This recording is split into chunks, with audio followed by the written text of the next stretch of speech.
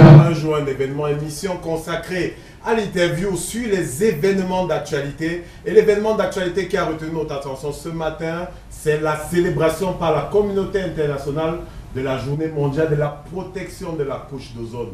Pour discuter de toutes les coutures de cette actualité, nous avons convié sur notre plateau ce matin Blondel Silenou. Il est le directeur exécutif de Jeunes Volontaires pour l'environnement. Il est par ailleurs jeune expert Commonwealth sur les questions d'environnement. Blondel Silenou, bonjour. Bonjour Rodrigue. Bienvenue chez nous, chez vous, à Canal 2 International. C'est un plaisir. Alors, c'est quoi les enjeux aujourd'hui? C'est quoi les enjeux de la protection de la couche d'ozone? Quels sont les risques qu'on court si on continue de délaisser la couche d'ozone? Il faut bien avant d'aborder les enjeux de la couche d'ozone, essayer un tant soit peu d'informer l'opinion publique sur ce que c'est déjà la couche d'ozone. La couche d'ozone, c'est cette couche gazeuse qui entoure la Terre et grâce à laquelle la vie est possible sur notre planète. Donc, dans les années 70, un groupe d'experts a permis de mettre en évidence les dangers auxquels faisait face la couche d'ozone. Et face à cela, un ensemble de mesures ont été prises, dont des mesures qui s'articulaient autour de la Convention de Vienne, autour du protocole de Montréal, qui sont des grandes conventions qui entourent donc, cette problématique-là. Aujourd'hui, 30 ans plus tard, on célèbre donc le 30e anniversaire de la lutte et de la protection de la couche d'ozone. Les enjeux sont énormes, car il faut dire que grâce à la couche d'ozone, la vie est possible sur la Terre. Et donc, si la couche d'ozone n'est pas suffisamment protégée, si les mesures ne sont pas prises pour assurer le bon fonctionnement de cette couche d'ozone-là, alors là, la planète court un grand danger. Alors, c'est quoi les problèmes? C'est quoi la menace sur la couche d'ozone? Précisément, les menaces de notre époque. On soupçonne l'industrialisation à tout va, on soupçonne beaucoup d'autres choses, on taxe même la Chine et les États-Unis d'être des plus grandes menaces contre la couche d'ozone. C'est quoi les problèmes de notre époque? Rodrigue, vous savez que les problèmes remontent à il y a bien longtemps déjà, c'est-à-dire qu'avec l'industrialisation de la planète, de nombreux gaz qui étaient enfouis dans les sous-sols sont aujourd'hui émis dans l'atmosphère. Ce qui fait que la couche d'ozone est ainsi mise à rude épreuve. Donc notre planète se sent vraiment étouffée en ce moment. Et ces nombreux gaz-là ont un impact sur la couche d'ozone et un impact direct sur le climat. Climat qui régule bien sûr l'activité économique, l'activité agraire, les activités agro-pastorales dans nos régions du Sud. Vous voyez directement qu'un lien est fait entre la protection de la couche d'ozone, le changement climatique, mais aussi la vie des populations, car il faut dire que directement l'agriculture pour le cacao du Cameroun, qui en fait une priorité pour son développement, est menacée. Donc c'est donc l'urgence de penser un développement intégrant dans la préservation de cette couche d'ozone-là qui fait aujourd'hui que la communauté internationale y accorde une attention particulière. Qu'est-ce qu'on risque à court terme si on continue de délaisser ainsi la couche d'ozone, notre chère couche d'ozone? Qu'est-ce qu'on risque à court terme, à moyen terme? À court terme, et à long terme, on sait qu'à long terme, c'est l'extinction de notre planète. Mais à court terme, c'est quoi? À court terme, déjà, Rodrigue, les effets de cette dégradation de la couche d'ozone sont perceptibles. Vous avez de nombreuses catastrophes. Les Nations Unies, il n'y a pas très longtemps, ont développé un autre pan qui s'appelle UN Disaster Risk. Vous avez certainement entendu parler de cela, de cet autre pan des Nations Unies qui travaille sur les risques et catastrophes. Donc, on court d'énormes risques et catastrophes, des tsunamis et autres aléas climatiques, des pluies interminables, comme ce matin. Vous savez, la période c'est aux pluies, mais des pluies interminables à Yaoundé, on n'en avait pas vu il y a bien longtemps. Donc, ce sont des événements qui arrivent ici ainsi et qui, d'une manière ou d'une autre, ne vont pas permettre à ce que le développement que nous envisageons pour les prochaines années soit possible. Parce que si on passe le temps à s'attarder sur des conséquences liées à notre activité, à l'activité anthropique, à résoudre les problèmes liés à notre développement, alors là, il faudrait véritablement se réinterroger sur les modèles de développement que nous voulons pour nos nations. Alors, il y a une petite querelle qui existe. On estime que les pays du Nord demandent aux pays du Sud de travailler pour la protection de la couche d'ozone, alors que c'est les pays du Nord, par leur industrialisation, qui ont causé, qui ont entraîné la pollution. Et que ces pays du Nord, en raison de la même industrialisation, ne donnent pas autant qu'ils demandent aux pays du Sud. Est-ce que vous êtes, au niveau de votre regroupement, vous êtes conscient de ce débat-là et comment vous l'appréhendez? Vous savez, le débat, c'est un vieux débat. Quand on a abordé depuis les conférences sur le changement climatique et les nombreuses COP qui se succèdent, quand on a abordé la problématique du changement climatique, on est tout de suite arrivé à cette problématique-là. Vous polluez, et vous nous demandez de préserver. Oui. Donc aujourd'hui, il y a un ensemble de mécanismes qui sont mis en place pour essayer de pallier à ces difficultés-là. Lesquels, quelques-uns des mécanismes je parlerai par exemple du mécanisme RAID qui est en train de se mettre tout doucement en place. Je parlerai également de réduction des émissions liées à la déforestation et à la dégradation. Je parlerai également d'un ensemble de mécanismes qui sont mis en place sur le plan financier.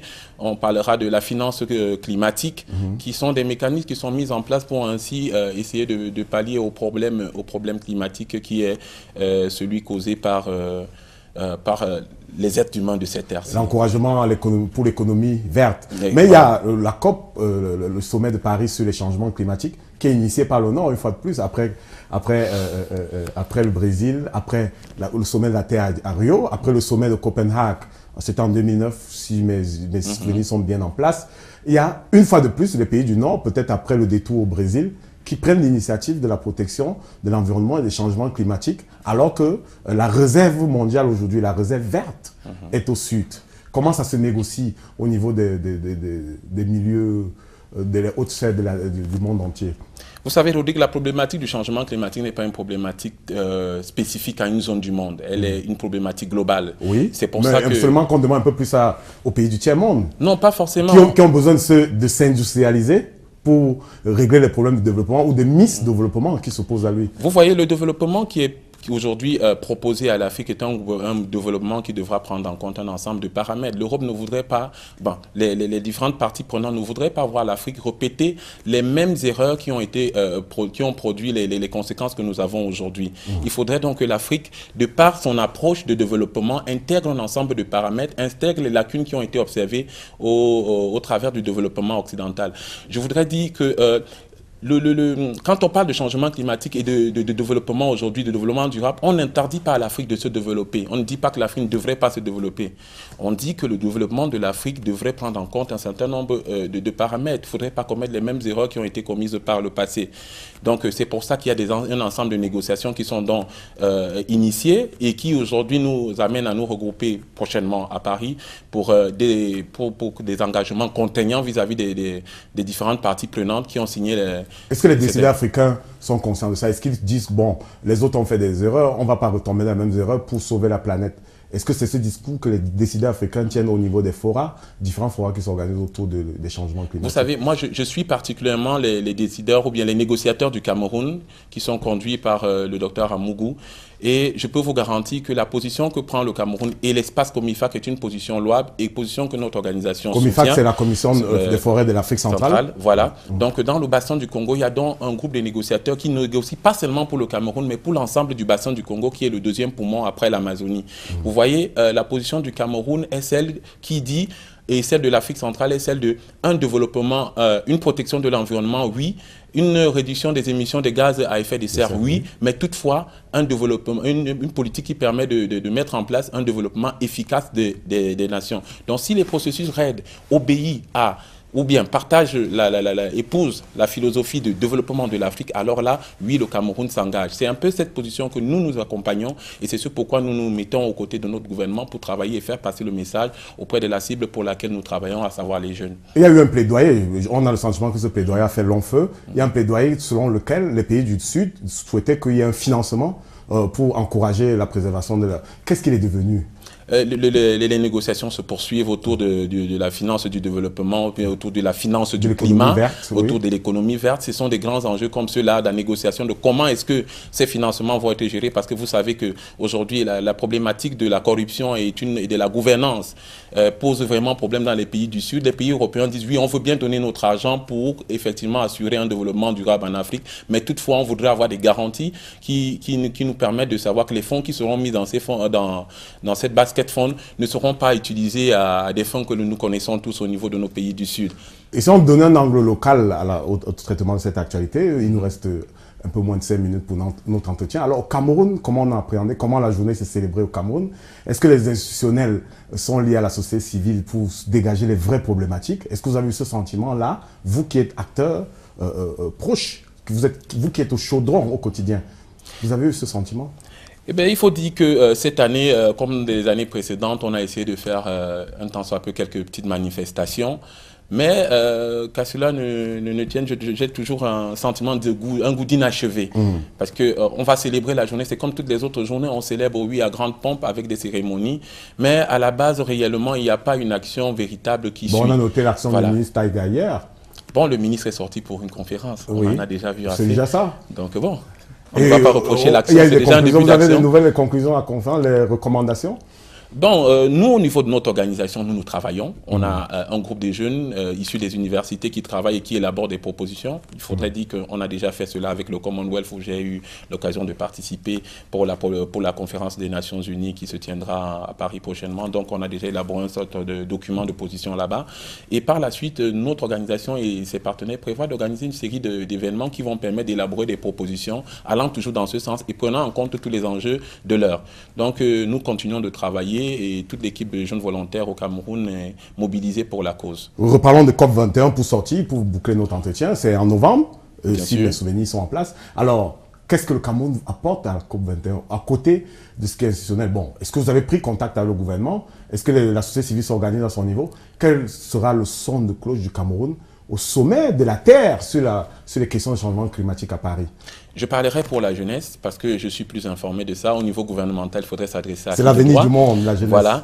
Au niveau de la jeunesse, une série de manifestations sont mises en œuvre. Au niveau de JVE, nous avons par exemple une campagne que nous avons appelée Action 2015, que nous conduisons, qui permet de mettre non seulement en lumière les enjeux de la COP, mais aussi en lumière les objectifs du développement durable qui vont être adoptés à la fin de ce mois à New York.